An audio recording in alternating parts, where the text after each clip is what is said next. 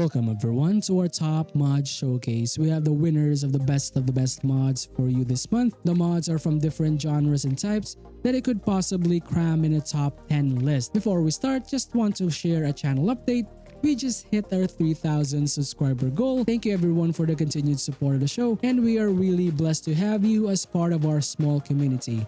For all the people who haven't subscribed yet, it is an honor for me to be part of your weekly and monthly watch list. You're a blessing to me and everyone around you. Always remember that. But if you finally decide to be part of our wonderful community, please don't hesitate to subscribe. With all that out of the way, these are Baldur's Gate 3's top 10 mods for the month of June 2024. Enjoy.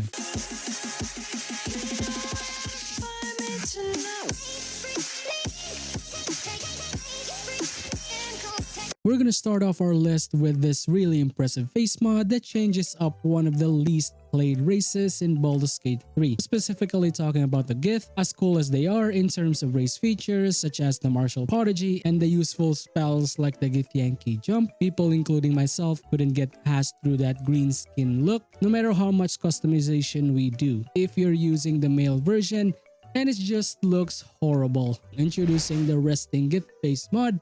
The mod gives us more options for male Gith faces. It provides 7 new heads for our character creation, including a masculine Lae'zel version if you're into that sort of stuff. What's interesting about this is that the race is specifically tailored for this mod, even if it's not lore accurate in the 5e or D&D sourcebook. Really good to know that people still imagine really good combinations to make this race. Thanks for all the people, by the way, who clarified what this race could be. Even if it's not canon to the lore, it would be an awesome mix of dark elf and dweger if the author is targeting that sort of stuff. Next up is a mod for our music-loving bard players that want more excitement and flair to your musical instruments of choice. Want to have some really cool particle effects and gimmicks whenever you play your musical melodies? This mod will do exactly that. This is a 2-part mod, by the way, that starts you off with the Ember Lute that lets you summon a Spectre Tiefling Bard as your backup singer. While you play, you will also be surrounded by your summon sprite that lingers while you continue your performance. You can also get the Lute of Vicious Rockery that summons a rock gnome ensemble. If you want something more of a necrotic, you can also use the Rolling Bones to summon your own undead instead. To further increase the immersion, we'll be picking up the Haunted Instruments that gives us more dark and possession VFX, as well as some performance auras. First of all, it changes the lighting and colors that can be toggled whenever you want. You are also able to equip the effects to your favorite instruments so you can rock out without any worries. As the performance auras, you'll have access to the Bard's version of the Eldritch Blast and some lightning explosion effects for that dramatic look. There's a really cool detail including this mod that has an interesting synergy to one of the mod in this list that lets your idle animation have some more interesting VFX included. Number 8 is a collection of new weapons that'll be our weapon mod of the month. Introducing extra weapons, it provides 12 new highly detailed weapons. Each has its own effects and passive abilities that can be acquired in different vendors in each axe. Here's a quick look on some of my favorite ones. Enjoy!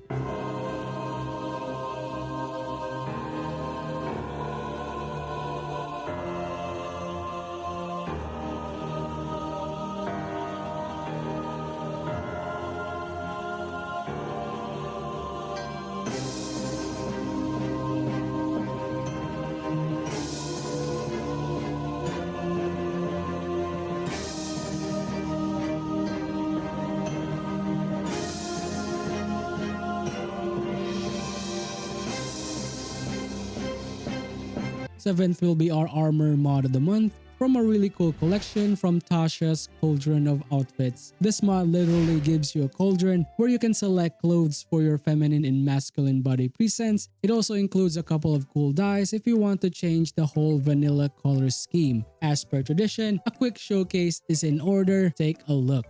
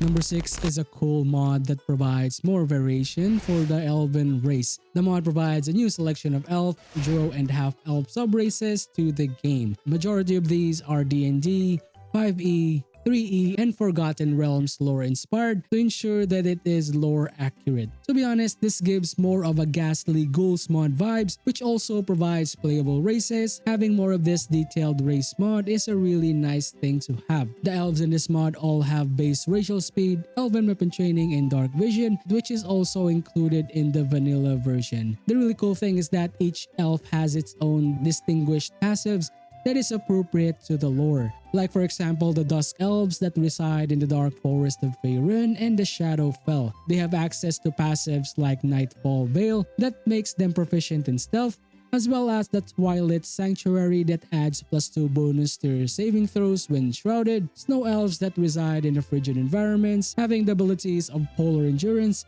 which provides them resistance to the cold, and can traverse ice surfaces without getting penalties. They also have access to the Boreal Magic, which gives them access to free cantrips. They want something that is more exotic, like the Lithari, which are the shape-shifting elves of Faerun, having access to Canine Agility that increases carry weight and jump distance, while having access to shape-shifting abilities around level 1. There are more interesting ones to find, and if you want to find out more, just check out this mod. Number 5 is a mod that adds more cool interactions that lets your companions feel alive and immersive. Gone are the days that your companions feel robotic and only stands around while idle, and this mod is the one that I mentioned before that has a great interactions with the Haunted Instruments mod earlier. Introducing our animation mod of the month. The mod lets you play all your companion idle animations anywhere and everywhere. This mod gives you the ability to stop your companions to running around. It works by giving you passives like the stay in camp and the play in idle animation. You can toggle them on and off whenever you want. Once turned on, your companions will do their idle animations every 40 seconds as long as they are not moving. You can finally turn those boring old idle poses to something more exciting, and don't forget to pair this up with the Haunted Instruments mod that I mentioned a while ago. Up next is a really cool collection for our armor mod of the month that introduces a whopping 38 new armor fits for your Fashion Gate 3 needs. The sheer number of armors alone is certainly impressive, and the variation of armor set makes it the great contender for the top armor mods like my favorite Extra Gear mod. The only thing is that I highly advise you using this with the Transmog Enhanced so that it doesn't overlap with your current gear. It's usable for all 4 body types, so go crazy with mix and matching to your heart's content. Here's a quick look on my favorite ones, and I'm pretty sure that you'll find your own cool variations once you take a look at this mod.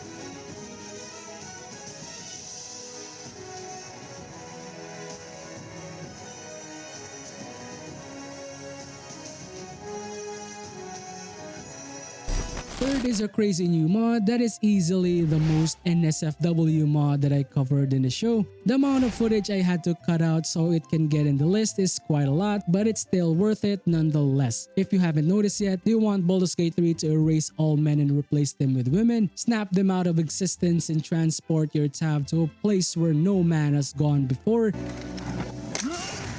Men are not allowed in this mod, so that includes your tab.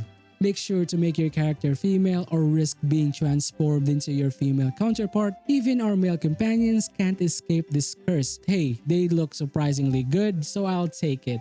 The mod is just insane. It combines different female body types and outfits for your NPCs, starting from the regular ones to some really revealing stuff. Speaking of body types, some of them are just ridiculous. The body proportions are just insane. Want to finally make your anime main character fantasy come true? This mod will absolutely be up your alley. As I mentioned before, the amount of effort and detail needed to make this mod happen is just impressive. From the body customization of each NPC and other characters is just really cool. Props to the creator and the impressive work.